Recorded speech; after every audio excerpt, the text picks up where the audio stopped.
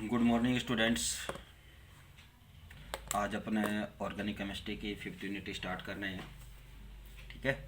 और इस यूनिट का स्टार्टिंग जो टॉपिक है वो क्या है कि फैट यानी कि एमिनो अम्ल, पेप्टाइड, प्रोटीन और न्यूक्लिक एसिड। ठीक है। तो ये यूनिट में आपको यहाँ पर इसके 3 पार्ट्स ऐसे हैं इसमें। ठीक है। फैट, ऑयल एंड डिटर्जेंट्स, ठीक है, सिंथेसिस ऑफ पॉलीमर और सिंथेटिक डाइज। ठीक है, ये इसमें हैं। ठीक है। तो आज अपने ये स्टार्ट करेंगे। तो इसमें अपन पहली बात करते हैं कि एमिनो एसिड से आज अपन इसको स्टार्ट करेंगे।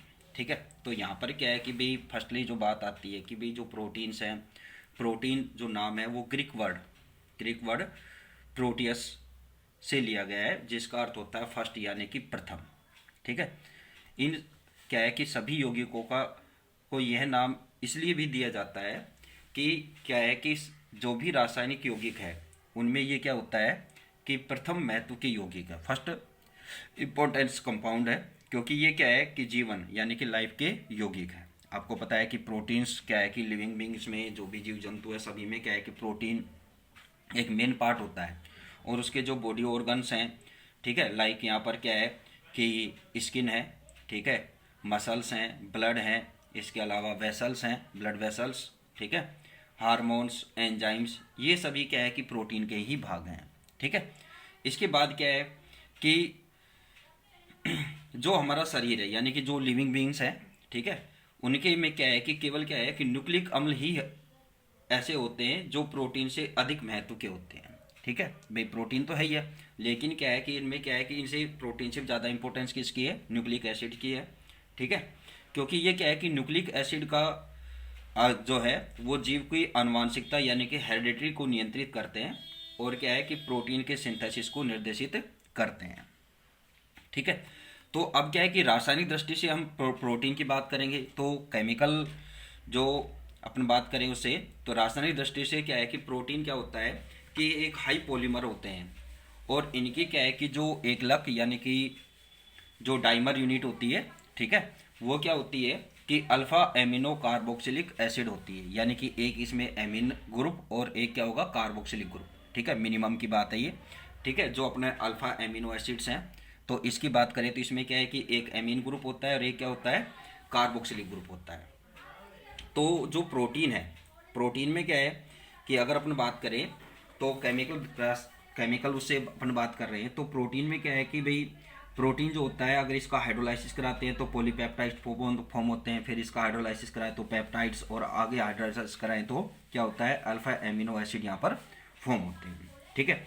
तो अब जो अपनी सिलेबस है इसके अकॉर्डिंग अपने को पॉइंट क्या उनसे स्टार्ट करना है, एमिनो एसिड्स। ठीक है।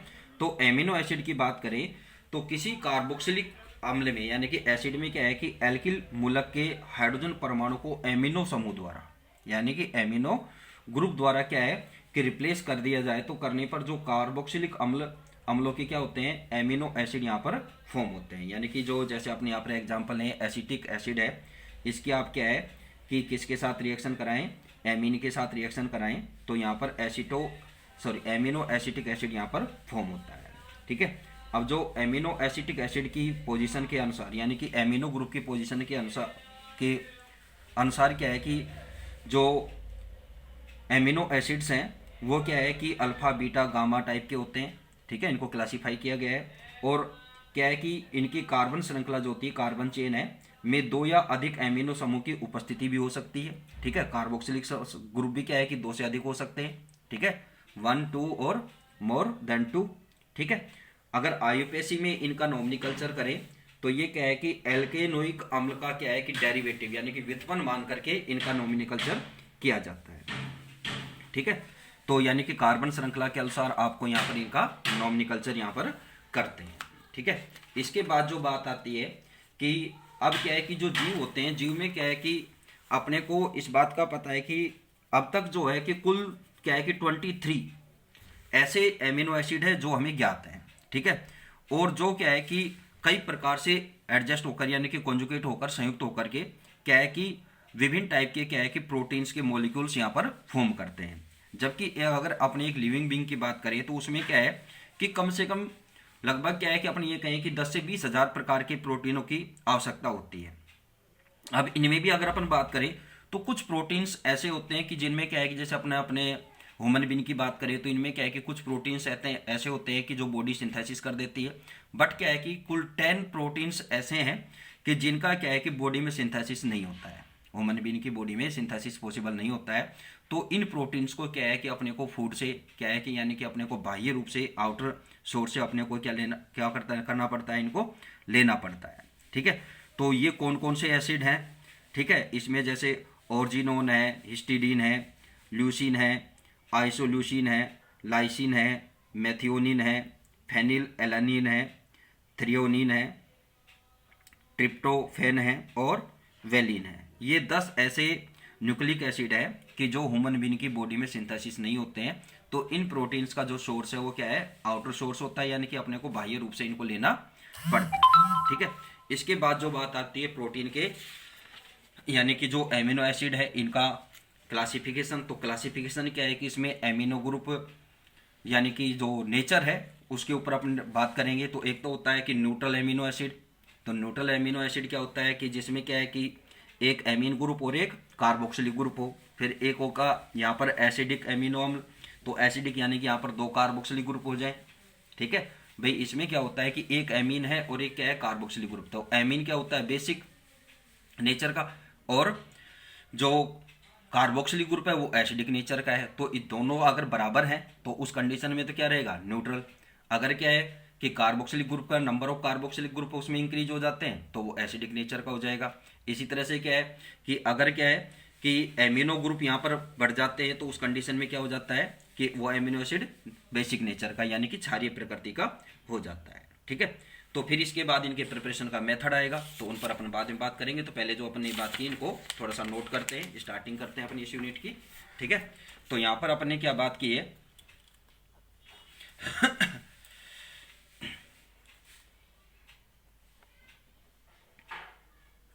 मैं यहाँ पर कुछ 1-2 पॉइंट मेन से ही लिख रहा हूँ यहाँ पर कि प्रोटीन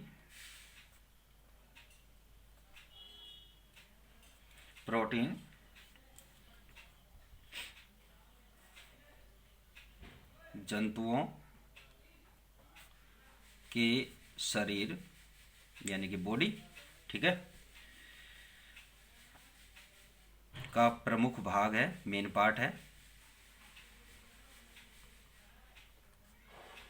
ठीक है, इसके अलावा क्या है कि बाकी तो आपको ये किस किस में यूज आता है वो छोड़े। इसके अलावा क्या होता है कि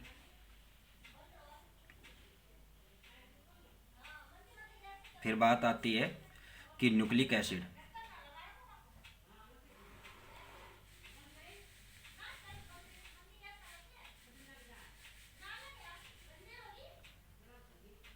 न्यूक्लिक अम्ल के द्वारा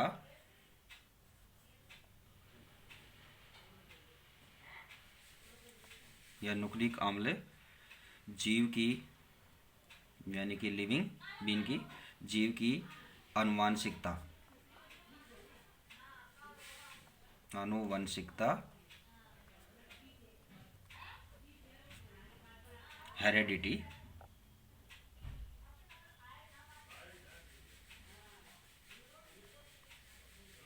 हेरेडिटी को कंट्रोल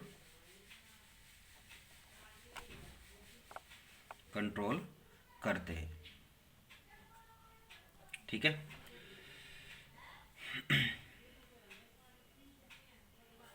तथा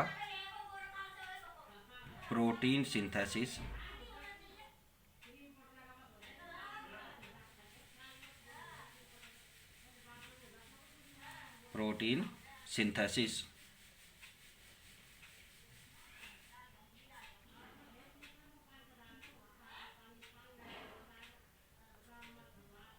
को निर्देशित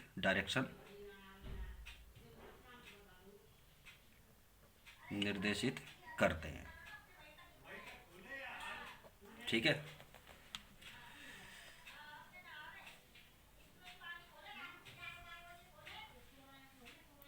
रासायनिक दृष्टि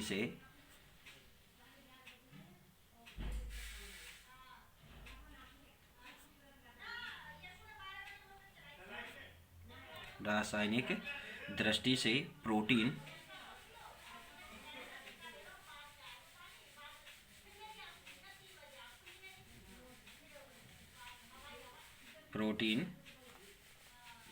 उच्च बहुलक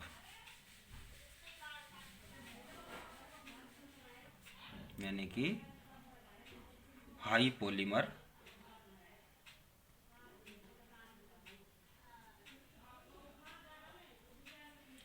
उच्च बहुलक होते हैं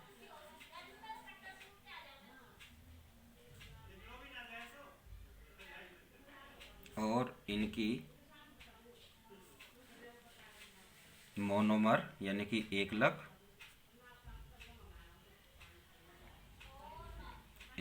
इकाई मोनोमर यूनिट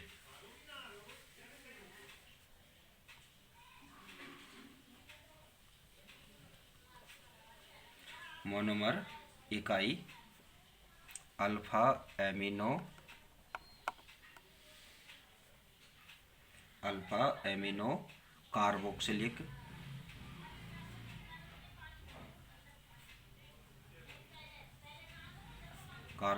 एसिड होते हैं। ठीक है, जैसे यहाँ पर बात करें अपन प्रोटीन, ठीक है, इनका आप हाइड्रोलाइसिस करेंगे। एक जनरल रिएक्शन बता रखी है, यहाँ पर क्या बनेगा, पॉलीपेप्टाइड्स,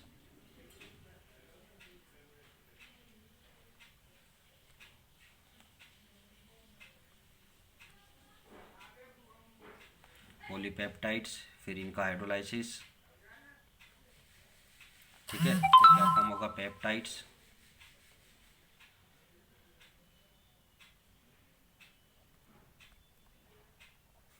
फिर हाइड्रोलाइसिस,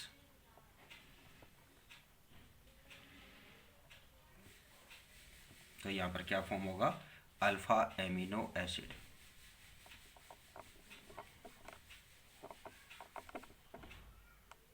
ठीक है,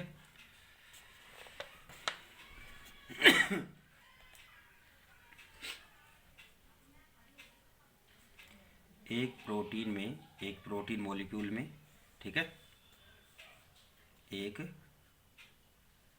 प्रोटीन मॉलिक्यूल में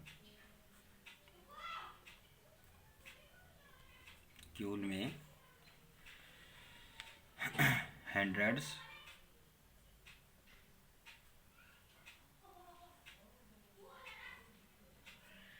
से लेकर थाउजेंड्स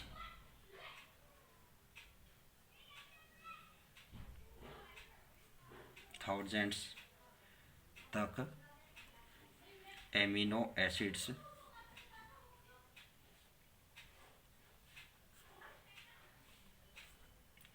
के मॉलिक्यूल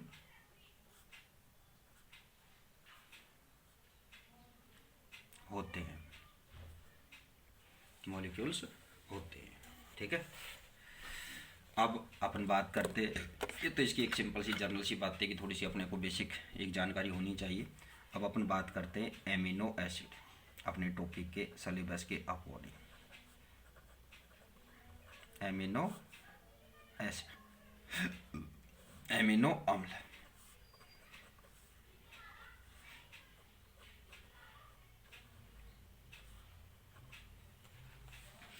तो एमिनो अम्ल क्या होते हैं कि किसी कार्बोक्सिलिक एसिड के एल्किल मूलक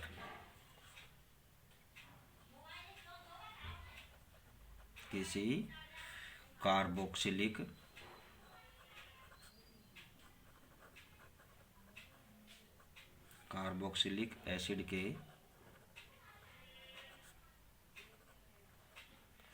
एल्किल रेडिकल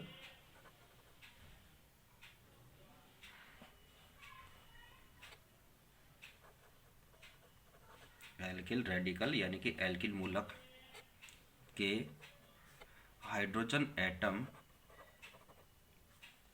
को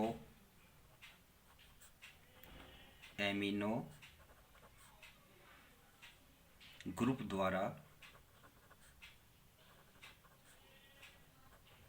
रिप्लेस विस्थापित करने से बने कार्बोक्सिलिक एसिड से बने कार्बोक्सिलिक एसिड्स को क्या कहते हैं? Amino acid.